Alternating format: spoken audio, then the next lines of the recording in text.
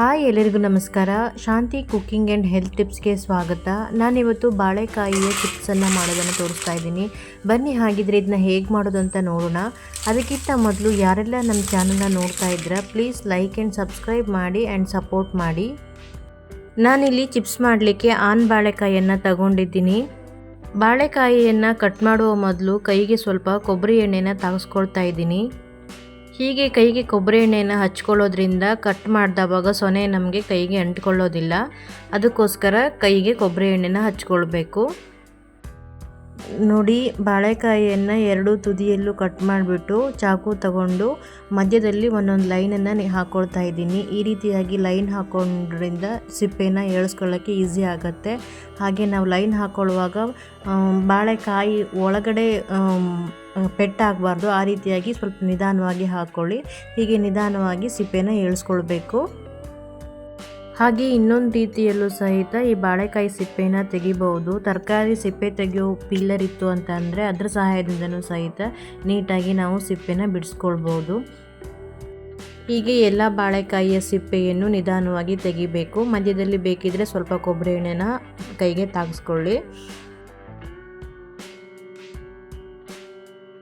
ಬಾಳೆಕಾಯಿಯ ಸಿಪ್ಪೆಯನ್ನು ತೆಗೆದ ತಕ್ಷಣ ಅದನ್ನು ತಣ್ಣೀರಿಗೆ ಹಾಕ್ಕೊಳ್ಬೇಕು.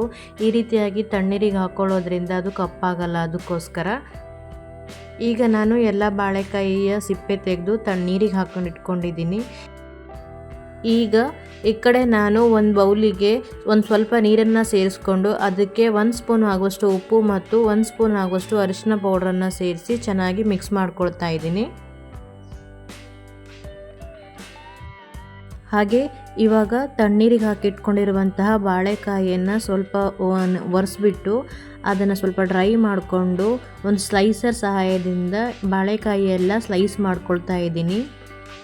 ನಿಮ್ಮ ಹತ್ರ ಹೀಗೆ ಬಾಳೆಕಾಯಿ ಸ್ಲೈಸ್ ಮಾಡಲಿಕ್ಕೆ ಸ್ಲೈಸರ್ ಇಲ್ಲ ಅಂತಂದರೆ ನೀವು ಬೇಕಿದ್ದರೆ ಚಾಕು ಸಹಾಯದಿಂದ ತೆಳುವಾಗಿ ಕಟ್ ಮಾಡ್ಕೊಳ್ಬೋದು. ನೋಡಿ, ಇವಾಗ ಬಾಳೆಕಾಯಿ ಎಷ್ಟು ತೆಳುವಾಗಿ ಕಟ್ ಮಾಡಿ ಇಟ್ಕೊಂಡಿದ್ದೀನಿ. ಇವಾಗ ಇನ್ನೊಂದನ್ನು ಮಾಡಿ ತೋರಿಸ್ತಾ ಇದ್ದೀನಿ. ಬಟ್ ಮಾಡುವಾಗ ಹುಷಾರು, ಕೈಗೆ ತಾಗುತ್ತೆ. ಅದಕ್ಕೋಸ್ಕರ ಹೀಗೆ ಎಲ್ಲ ಬಾಳೆಕಾಯಿಯನ್ನು ಸ್ಲೈಸ್ ಮಾಡಿ ಇಟ್ಕೊಂಡಿದ್ದೀನಿ. ಗ್ಯಾಸ್ ಮೇಲೆ ನಾನು ಚಿಪ್ಸ್ ಮಾಡಲಿಕ್ಕೆ ಮೊದಲೇ ಎಣ್ಣೆನ ಕಾಯಕ್ಕಿಟ್ಟಿದ್ದೆ. ಎಣ್ಣೆ ಚೆನ್ನಾಗಿ ಕಾದ ನಂತರ ಇವಾಗ ಸ್ಲೈಸ್ ಮಾಡಿ ಇಟ್ಕೊಂಡಿರುವಂತಹ ಬಾಳೆಕಾಯಿಯನ್ನು ನಿಧಾನವಾಗಿ ಸೇರಿಸ್ಕೊಳ್ತೀನಿ. ಸೇರಿಸ್ಕೊಳ್ಳುವಾಗ ಸ್ವಲ್ಪ ನಿಧಾನವಾಗಿ ಸೇರಿಸ್ಕೊಳ್ಳಿ. ಯಾಕಂತಂದರೆ ಬಾಳೆಕಾಯಿ ಸ್ವಲ್ಪ ಹಸಿ ಇರುತ್ತೆ, ಎಣ್ಣೆಗೆ ಹಾಕಿದ ತಕ್ಷಣ ಸ್ವಲ್ಪ ಸಿಡಿಯುತ್ತೆ. ಅದಕ್ಕೋಸ್ಕರ ಹೀಗೆ ಎರಡೂ ಕಡೆಯಲ್ಲೂ ನಿಧಾನವಾಗಿ ತಿರುಗಿಸ್ಕೊಳ್ತಾ ಬೇಯಿಸ್ಕೊಳ್ಬೇಕು. ಗ್ಯಾಸನ್ನು ಮೀಡಿಯಮ್ ಫ್ಲೇಮಲ್ಲಿ ಇಟ್ಕೊಳ್ಳಿ. ಇವಾಗ ಇದಕ್ಕೆ ಮೊದಲೇ ಮಾಡಿಟ್ಕೊಂಡಿರುವಂತಹ ಅರಿಶಿನ ಪೌಡರ್ ಮತ್ತು ಉಪ್ಪಿನ ಮಿಶ್ರಣವನ್ನು ಸ್ವಲ್ಪ ನಿಧಾನವಾಗಿ ಸೇರಿಸ್ಕೊಳ್ಳಿ. ಯಾಕಂದರೆ ನೀರಾಗಿರೋದ್ರಿಂದ ಸ್ವಲ್ಪ ಸಿಡಿಯುತ್ತೆ. ಅದಕ್ಕೋಸ್ಕರ ಎರಡೂ ಕಡೆಯಲ್ಲೂ ಚೆನ್ನಾಗಿ ಕ್ರಿಸ್ಪಿಯಾಗಿ ಬೇಯಿಸ್ಕೊಳ್ಬೇಕು. ನಿಮಗೆ ಗೊತ್ತಾಗುತ್ತೆ ಅದರ ಸೌಂಡು, ಕ್ರಿಸ್ಪಿ ಥರ ಸೌಂಡು. ಆ ಥರ ಕ್ರಿಸ್ಪಿಯಾಗಿ ಚೆನ್ನಾಗಿ ಫ್ರೈ ಆದ ನಂತರ ಇವಾಗ ನಿಧಾನವಾಗಿ ಇದನ್ನು ತೆಗಿತಾ ಇದ್ದೀನಿ.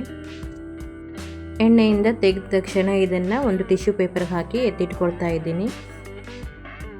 ನೋಡಿದ್ರಲ್ವಾ ಬಾಳೆಕಾಯಿ ಚಿಪ್ಸನ್ನು ಹೇಗೆ ಮಾಡೋದು ಅಂತ ಹೇಳಿ. ಮನೆಯಲ್ಲಿ ತುಂಬಾ ಕ್ರಿಸ್ಪಿಯಾಗಿ ನಾವು ಇದನ್ನು ಮಾಡ್ಕೊಳ್ಬೋದು.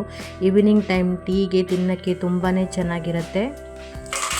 ಹೀಗೆ ಬಾಳೆಕಾಯಿ ಸಿಕ್ಕಾಗ ನಾವಿದನ್ನು ತುಂಬಾ ಕ್ರಿಸ್ಪಿಯಾಗಿ ಮನೆಯಲ್ಲೇ ಮಾಡಿಕೊಂಡು ತಿನ್ಬೋದು. ಚಿಪ್ಸ್ ಅಂತೂ ತುಂಬಾ ಕ್ರಿಸ್ಪಿಯಾಗಿ ಬಂದಿತ್ತು. ಹಾಗಿದ್ರೆ ನೀವು ಒಂದ್ಸಲ ಟ್ರೈ ಮಾಡಿ ಹೇಗೆ ಬಂತು ಅಂತ ತಿಳಿಸಿ ಕಮೆಂಟಲ್ಲಿ.